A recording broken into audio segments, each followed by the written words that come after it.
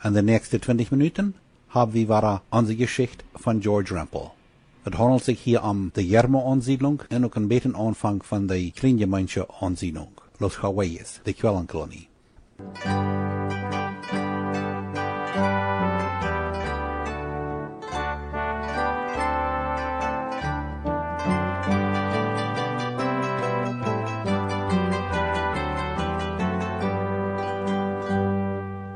Unsere Geschichte.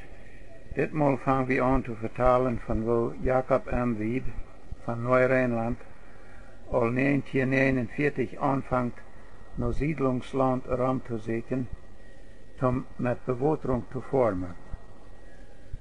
En von wo durch seine Arbeit bei Jermo Durango mal soll de tweede mennonitische Tochterkolonie worden. Jacob M. Wieb, der in Chihuahua bekannt wäre als einer von den ersten Keismerker, mangte Mennoniten, der fang al 1949 an, in Mexiko rum zu suchen, no passende Siedlungsland, in so eine Gegenden, wo man mit Bewässerung Ackerwirtschaft treibt.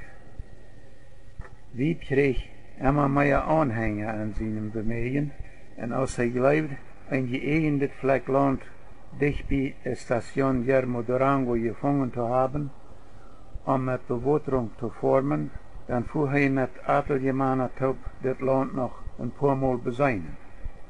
En dat wir, zoals dat al immer ging, wie het also neidig an mehr Siedlungsland fehlt, bo sich weit und breit bekannt geworden, dat mennonitische Bürgers Siedlungsland beseinen hadden, wat je irgendwie für Bewässerung, und dat an dat sehr gefallen.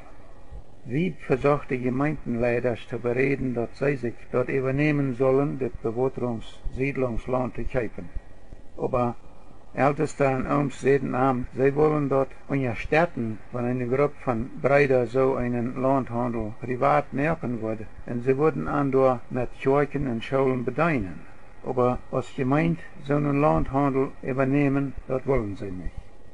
Und dann wird Wieb bekannt, dass so eine Brüder, die sich für Bewässerungsland interessierten, an einem bestimmten Tag in Neu-Rheinland am Schulhaus kommen können, dort zu bereden, auf und wo die Brüder mit mehr Siedlungsland verschaffen für Bewässerung wiedergearbeitet haben wollen. Ab diesem Tag kommen wären viele Brüder, die sich für das Jermoland interessierten.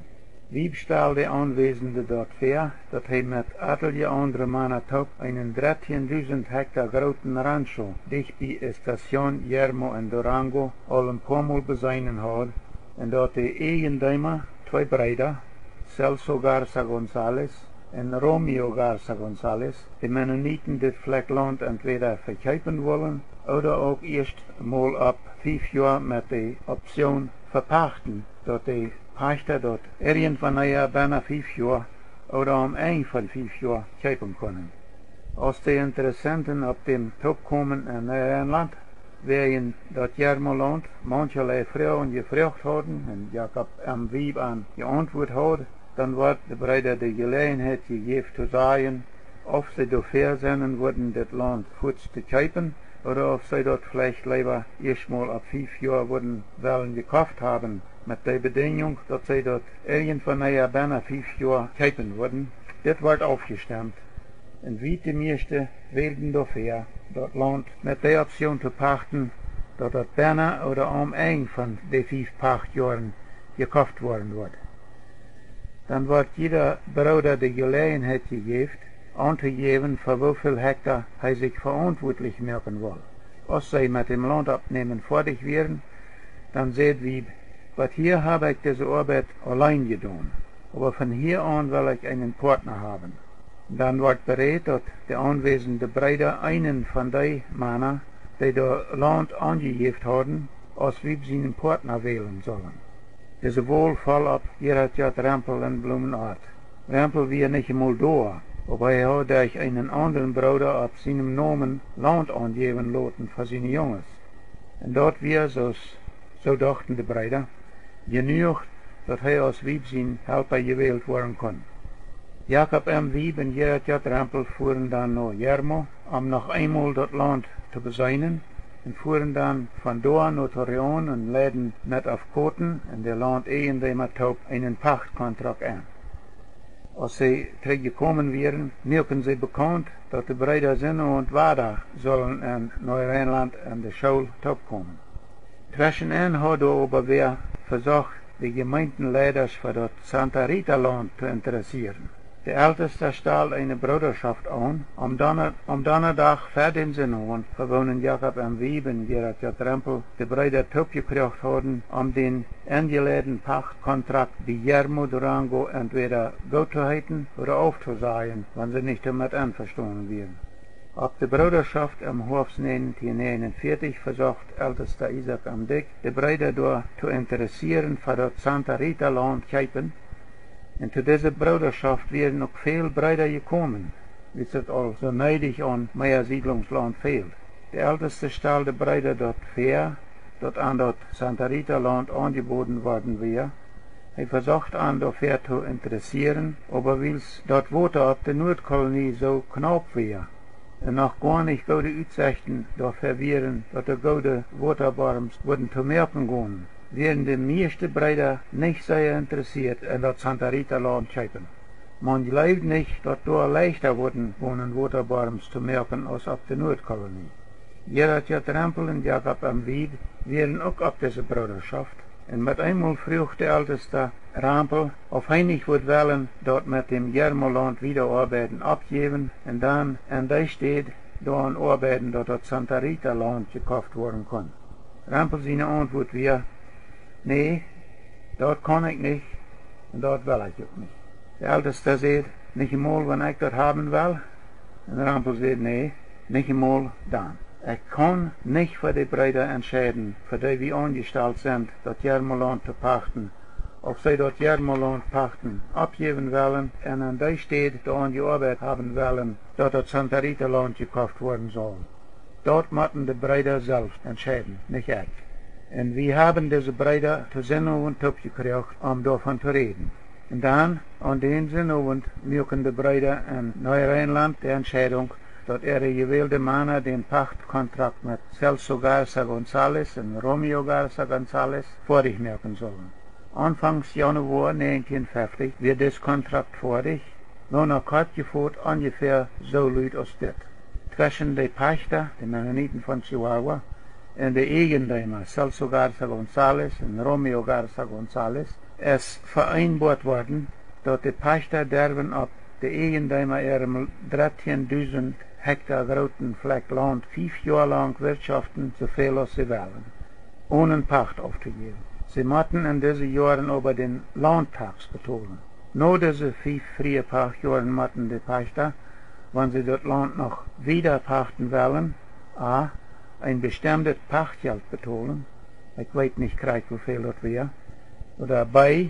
sie können das Land besser oder ein von diesen 5 freie Pachtjahren kaufen, oder sie können ein von diesen 5 freie Pachtjahren auch einfach von dem Land rauftragen. Aber wenn sie rauftragen, dann müssen sie ihre Gebiete, ihre Barms und andere Verbesserungen auf diesem Land an die Eigentümer aufgeben, dafür, dass sie dort 5 Jahre lang gebraucht haben. Wenn wir nun beim Zurückchecken oder Zurückdenken über wo viel und wo groß die Schwierigkeiten mit dem Guillermo-Land geworden sind, und dort hat doch Eigenhaft muss ganz abgegeben worden, dann sieht mir das so, das wird vielleicht doch besser gewesen sein, wenn das mit dem Guillermo-Land pachten all 1949 abgegeben worden wäre, und doch lieber das Santa Rita Land gekauft worden wäre. Dann mir sieht das so, als wenn die Brüder zum großen Teil Krieg da wären nicht, dafür wären, dort Santa Rita Land zu kaufen, willst du dann gerade so viele von an Guillermo interessiert werden. Aber dort nicht interessiert sind an das Santa Rita Land kaufen, dort hat auch ein sehr großer Teil damit zu tun, dass die Waterknappheit auf der Nordkolonie so groß war und dort dann gerade so wenig Aussicht zu sein scheint, dass da wurden gute Waterbarms zu merken gehen. So schwind als das 5-jährige Guillermo-Land Pachtkontrakt im Januar 1950 fertig gemerkt worden wäre, dan trokken Jacob en Wieben en aantal andere families op dat gepachte zogenaamde Jermoland op. Twee dorpen worden aangelegd. Dat ene heet Rijnland en dat andere heeft keiner meer behouden of dat überhaupt een naam gehad heeft. Vielleicht is het zo geweest als met Jan India merkje. En men niet vraagt die mama, waar heet dat 4 of 5 jaar merkje? Como se llama? Dan zegt de Indianervrouw, todavía no tiene se llama. Der heeft nog geen se llama. Der heeft nog geen naam. Vielleicht ist das auch so, er hat keinen Namen gekriegt.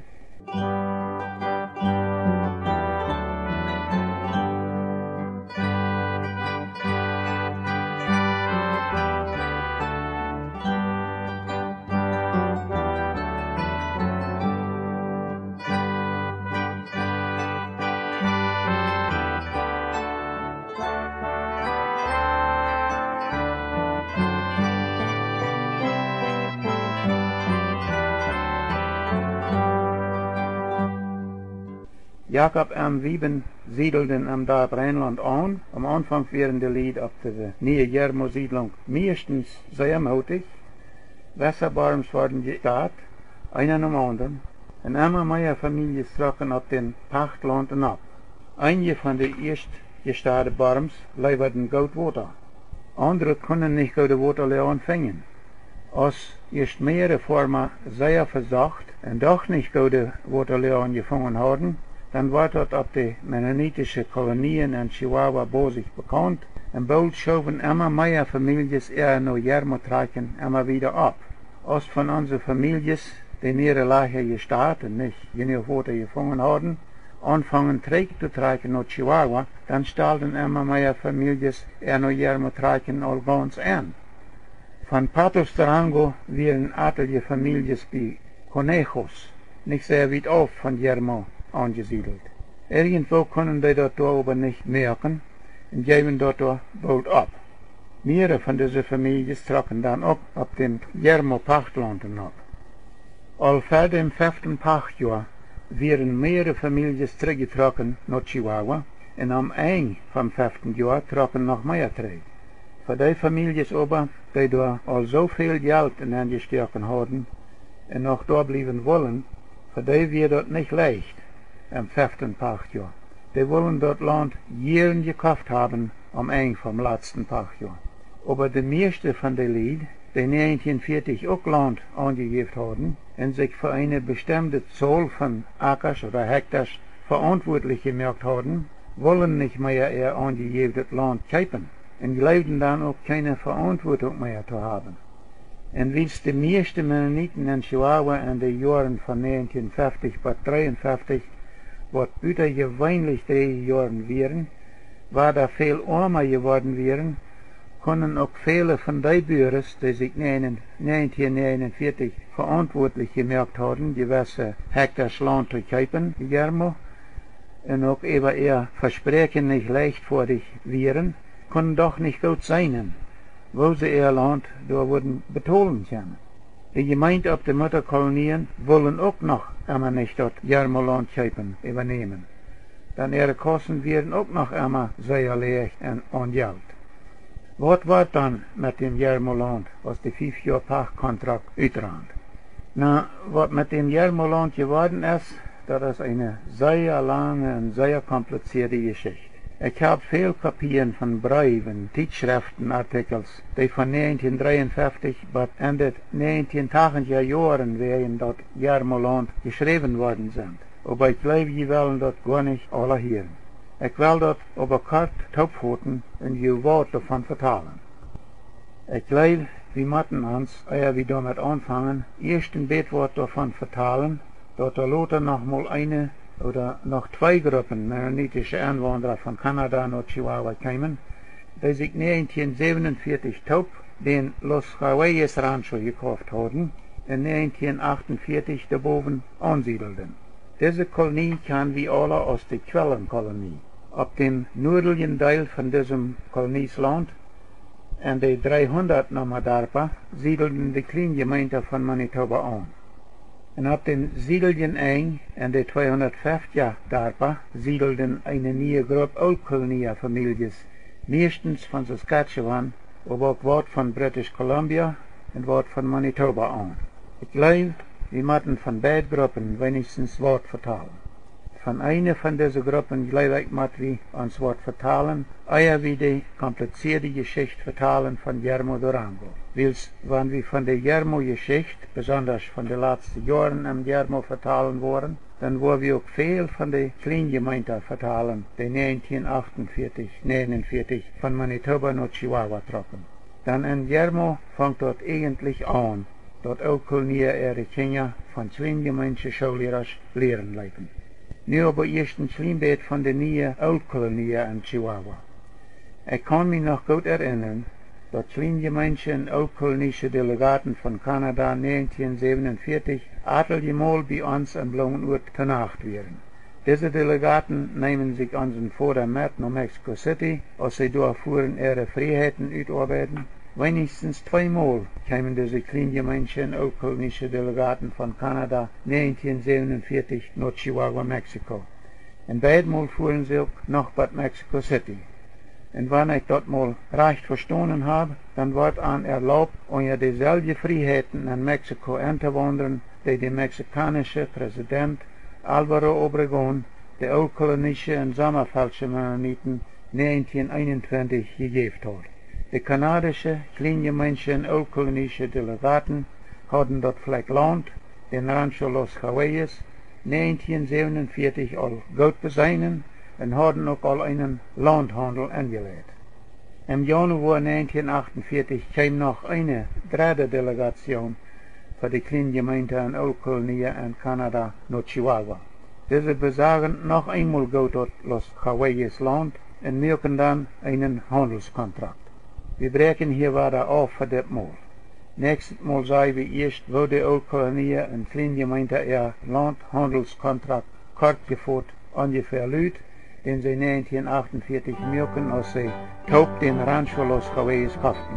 Dann noch ein Beet mehr von den 1948-49 kanadische, mennonitische Einwanderer in Mexiko.